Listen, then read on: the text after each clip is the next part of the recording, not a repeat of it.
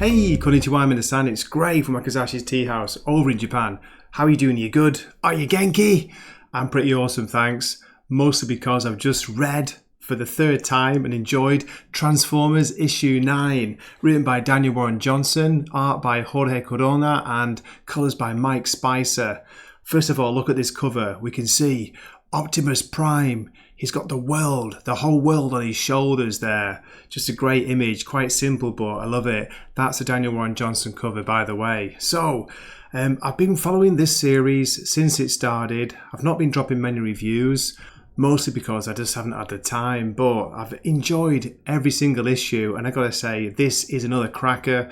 Does not disappoint. There's so much going on at times, it's almost like, wow, you have to read it a couple of times to take it all in, but I mean that in a positive way. It's so good, so much fun, so much love in this title by the creators. You know, you can see it bursting off the page, transforming right in front of your eyes, you know. Incredible comics in disguise. Well, not in disguise, because it's here for all to see. As you can tell, absolutely love this issue. It's a cracker. Yeah, it's got some real feels in here too, surprisingly. What are you doing, Daniel Warren Johnson? For someone who doesn't know anything really about Transformers, you've got me caring about these robots. You've got me feeling emotions. Oh my God, unbelievable, right? I know, crazy. But we also do get a little bit of the human story. We get Carly and Spike back in this for a little bit. Good to see them, but come on, you're here for the Transformers, aren't you? You're here for the Autobots, the Decepticons, the Constructicons. Just amazing. So good. Okay, so what I'll do is I'll have a look inside the book myself, and then I'll show you a little bit of look inside the book, see what you think, talk about some of the story beats, and then at the end I'll show some of the variant covers. Okay, so please keep watching. Here we go. We open with Cliffjumper and Optimus Prime flying over the Pacific Ocean when they pick up massive energon readings below them. Then we switch to Soundwave and Shockwave. I don't know the lore, I don't know the history, so all I can remember is that Shockwave is the one with the little yellow eye in that big black screen, and Soundwave is the small one, the little one there. So we've got Shockwave talking to Soundwave, saying like, don't worry about thanking me, my long lost brothers are now found. And he's talking about the abundance of riches on this planet, on this world they've stumbled upon. Cybertron's new dawn is soon upon us.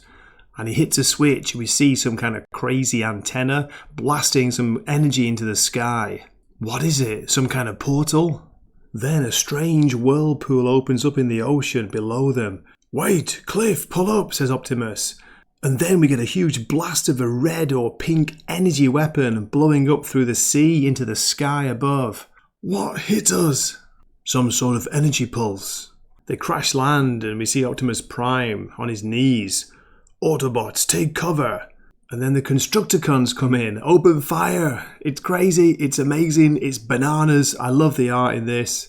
Those Constructicons are very easy to remember, aren't they? They're kind of lime green coloured. And then we get this great image of Shockwave closing in on one of the downed Autobots. Uh-oh. The rabble risers are still fighting back, I see. Just let me zoom out a little bit so you can see like almost the full page here. How colourful it all is. The battle rages on and we see then, who is this? Is this Shockwave? Soundwave? Completely lost. Closing in on poor Cliffjumper who's stuck in a pile of rubble. Let us be done with this foolishness. Cliff! And then we get this great progression of panels here, really good visual storytelling where artist Jorge Corona is showing the emotions from the Autobots.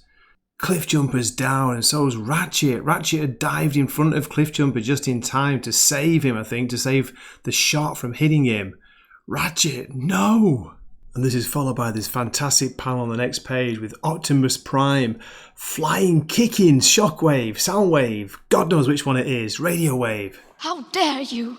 Sorry, I'm caught up in the excitement and I'm forgetting whose name's who.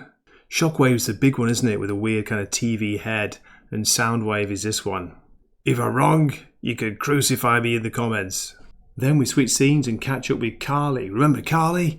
She's currently racing in a car. Wheeljack's the one in the white. Is it RC, the purple one? I can't remember.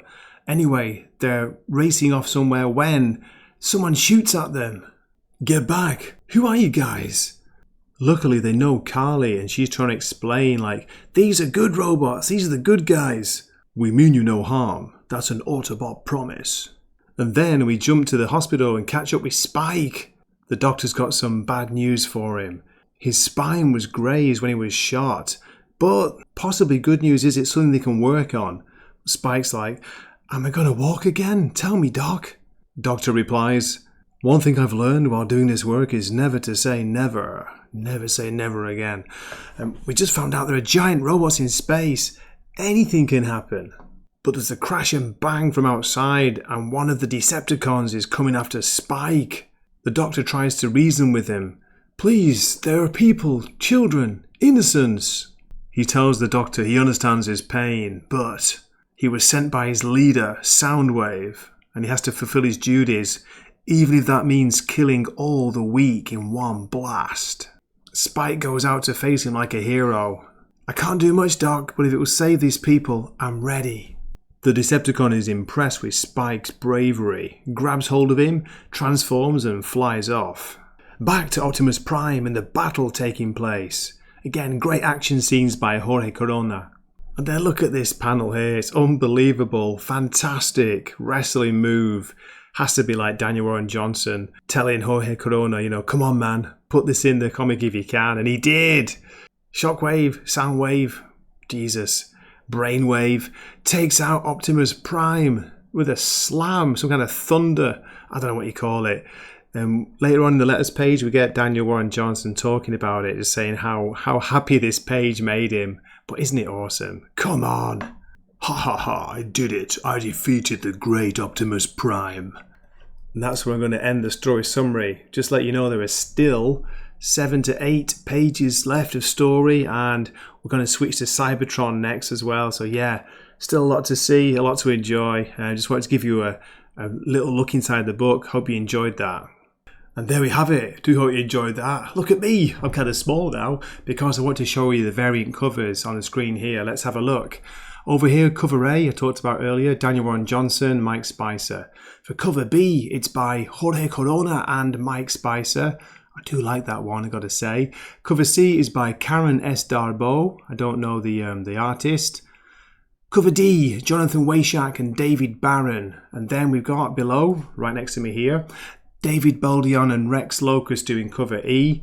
And then cover F and G, both by Jason Howard, although cover F's got colours by Annalisa Leone. And cover G is just Jason Howard's pen and ink. So, wow, what do you reckon to those? Which one would you go for? It's tricky, isn't it? I like the Jorge Corona, Mike Spicer one, but if I could get that Jason Howard and Annalisa Leone, I'd go for that. Okay, so for a score, you can probably tell that I loved this. So I'm going to give this a really strong 9 out of 10. Really recommend it, and I hope you enjoy it if you do pick it up. As always, thank you for watching, and do drop a comment. I'd love to hear from you. This has been Gray from Wakizashi's Teahouse, signing off for the night. Matane.